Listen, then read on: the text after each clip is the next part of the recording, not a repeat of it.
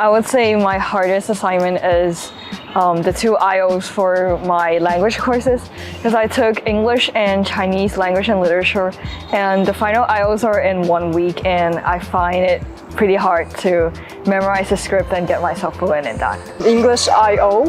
Hardest, I would say probably language IOs. It takes a lot of time to write a script, and also intense concentration that you have to put on to memorize the script.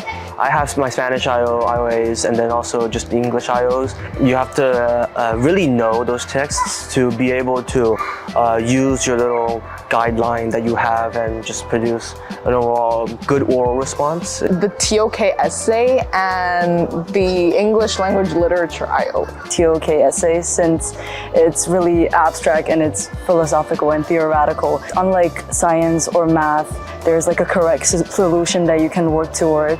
So I don't even know if I'm on the right track or I'm off topic when I'm writing it. Management, Teams, PG, and deadline.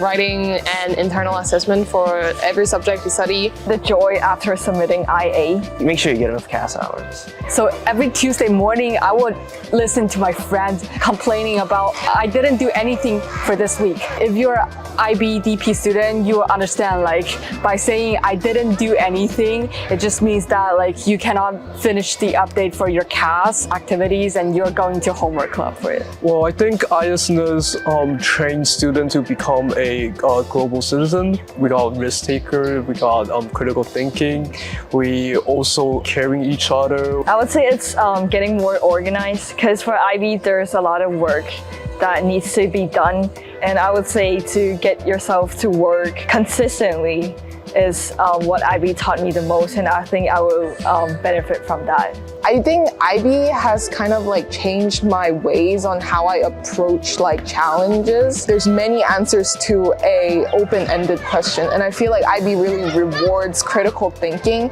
and actually applying the skills you've learned. I would go for critical thinking and open-mindedness. I think critical thinking is super important for me as I'm going into the society and hearing different opinions. In that way, I can have my own independent and rational thinking, and I wouldn't just blindly follow what others are saying or don't follow my heart. I think most importantly, I have to meet my teacher's expectation, especially not wanting to let them down after work. I will just sleep and rest well. I don't drink coffee, so I'm going for Monsters. I would say maybe sleeping is more important, but I guess I like to do both. If me giving advice, I probably will say that you want to balance your life. For myself, I've joined a lot of new clubs and assignments and projects in these 2 years, and I think that cooperates with my IB school life pretty good, because it's kind of support my mental health, which I think is pretty important, that you need to have something that you enjoy when you're in DP. Definitely start thinking about what you're going to do for your IA and EE ahead of time, since you don't want to go panic and then pick a random thing that you're interested in and finding out that it doesn't work or failing the experiment. Do them way before the deadline. They have teachers set up checkpoints.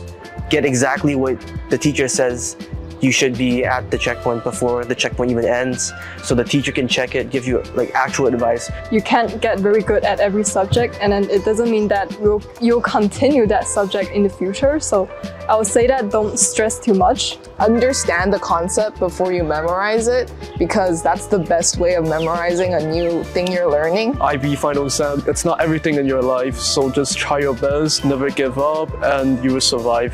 Student really helps you in that way. Whoa. Oh wait,不要把这个剪进去。